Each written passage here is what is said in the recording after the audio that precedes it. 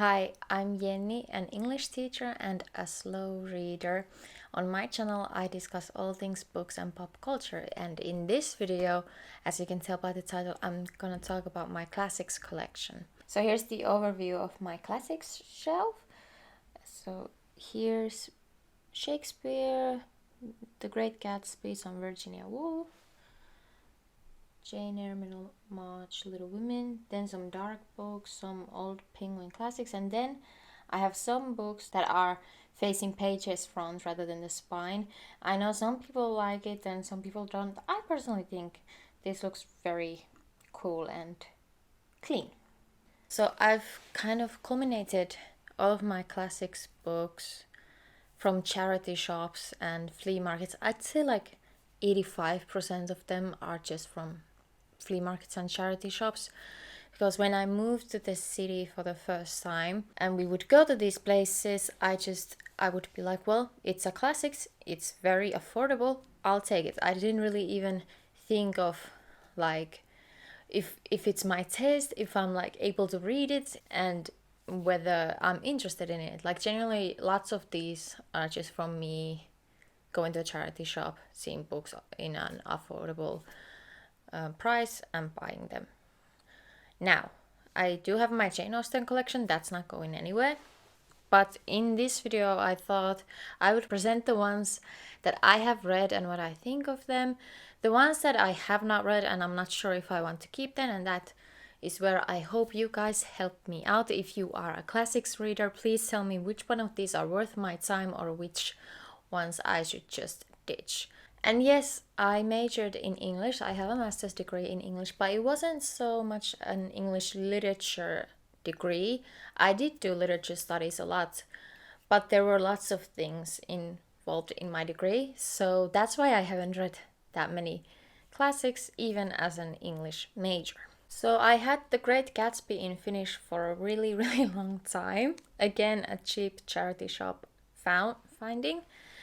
And then this year, when I was in Tallinn, I found The Great Gatsby in English for a great price from an English second-hand bookshop in Tallinn. So I thought, why not? So I have finally read The Great Gatsby, and I thought it was okay. It wasn't as incredible as I expected it to be, but these two are definitely staying, the Finnish and English versions of The Great Gatsby. Now, do I feel guilty that I had the Finnish version for like 10 years and then didn't read it, but when I got the English version, I read it right away? Oopsie! Here is my small Shakespeare collection. In fact, for my first literature course, for my degree, Intro to Literature, for the final paper, I analyzed Shakespeare's sonnets and I got the best grade, and the teacher even sent out an email saying like, if you got the best grade from this course, you are really good at doing literature analysis. I was so proud of myself. So these are definitely staying. Two versions of Romeo and Juliet. This one is from Rome and this one is from a second-hand bookstore from here in Oulu. A Midsummer Night's Dream, again from Rome. I went there almost 8 years ago. And then I have Antonius and Cleopatra, the only one of these that I have not read yet. It's in Finnish. It's a stunning hardcover that I've gotten as a birthday gift. So these are also staying. Here are some like old Penguin classics that I have cultivated again from charity shops and second-hand bookshops, but I have not read them. So I have The Adventures of Huckleberry Finn by Mark Twain. I feel like this is gonna go because it's been so long and I'm just not interested in this one. Now, if you think this is worth reading, let me know, but I think this has to go because I'm just not interested. Then here is The Scarlet Letter by Nathaniel Hawthorne. I think the cover is stunning. That's probably why I bought it. It sounds an interesting story. However, I haven't picked it up yet. It's been quite a few years. Is it worth it? Let me know. Then I have The Mill on the Floss by George Eliot. First of all, it was €1.50 from a charity shop. The cover is really stunning. It seems like an interesting story, but again, tell me if this is worth my time. I also have Middlemarch by George Eliot. Now this book intimidates me because it's so big, but I really want to read it. I really want to read this. I think most of it because For the Love of Classics YouTube channel said that this is her favorite book, so I want to see what it's about. So please let me know. I think I'm gonna keep this one, but I'm not sure about this one, so let me know if this is worth keeping. Then I have A Little Princess by Frances Hodgson Burnett. Actually, I was gonna get rid of this at one point, but then I didn't. And then few weeks from that, I actually saw like a brand new edition of it in Finnish at the local bookstore. So I was wondering like, oh, so this is a popular story? I think this is like a children's story. I'm not sure, but let me know if this is worth reading. It seems quite accessible. I have 2 Virginia Woolf books. Orlando, I actually did a paper on this for my minor in literature in Finnish, and I thought it was really interesting. And then I have A Room of One's Own. These are staying. Right, so movie tie-in covers. How do we feel about them? I feel like nobody likes them. So I have Les Miserables by Victor Hugo in Finnish with the movie cover. It's not the most accessible way of reading it. I mean, the font is really small. But I think I'm still gonna keep this one because I did get like halfway through this when I once tried to read it. Maybe I'll try it again. But yeah, it's not the most accessible type way of reading with the font being so small. But this one, I think this one has to go because here the font is even smaller, if you can see. So this is Anna Karenina in Finnish with the movie cover. And I tried to read Anna Karenina last year, but I just was not into the story. But I've heard so many people praise this. I've watched so many videos of people in the classics reading community praising Anna Karenina that I do want to give it a second attempt, but not this version. I feel like this version has to go. But when I tried to research it in Finnish for another edition, I couldn't really find any that were like affordable. They were quite expensive, and I do think this is the type of story that I might have to read in my native language to understand it fully. But I've seen the stunning Penguins Black Classic cover edition, and people have said that that's a great translation, so I might consider it in English. Please let me know what you think if you've read Anna Karenina as someone whose native language is not English. Then here are some children's classics that I have and love. So here is Astrid Lindgren's Ronja the Robber's Daughter, obviously in Finnish. So if you don't know, Astrid Lindgren is a Swedish author, or was a Swedish author, and her books were very meaningful to me in my childhood, but this is the only one that I have as my own copy, and I actually brought it recently from my childhood home to here. I just think it's a really interesting story and well done. If you know Pippi Longstrump, that's the same author, and yeah, this is staying. Then I have 3 Paddington books in one. Actually, for one translation course from English to Finnish, me and my friend did a project where we translated a short section of this into Finnish. It was so sweet.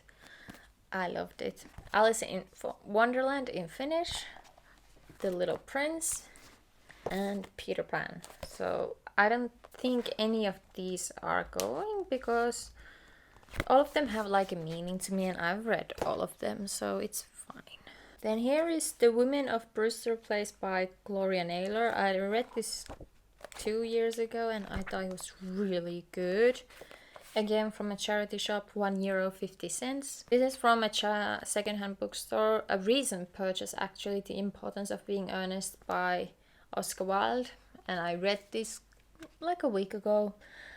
It was nice.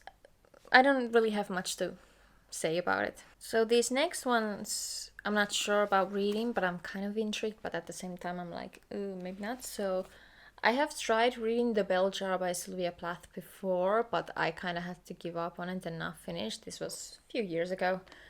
Do you think it's worth reading? What do you think? I did watch someone's, I don't remember their name, but someone's reading vlog about this, and they said that they had like very interesting insights to it, so I may be interested, but I don't know, genuinely, I don't know.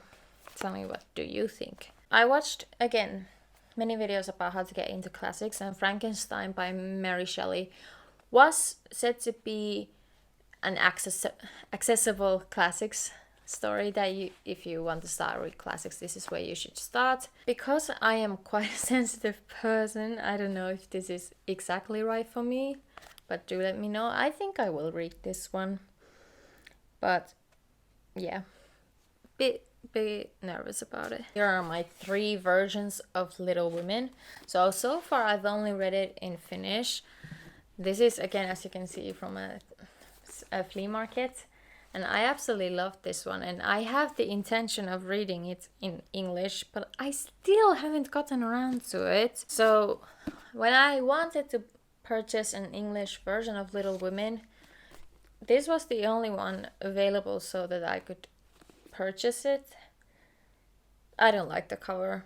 I'm sorry, I don't like the cover at all. And the irony is that I paid money for this, and then at my university's recycling bookshelf, so where you can bring books and then take whatever interests you, I found this one for free. For free. It does look like it's been read before. It has a little bit of stains in the back cover. Since Joel and I enjoyed doing the Pride and Prejudice read along together so much, I might still keep this version of Little Women so that we can read it together.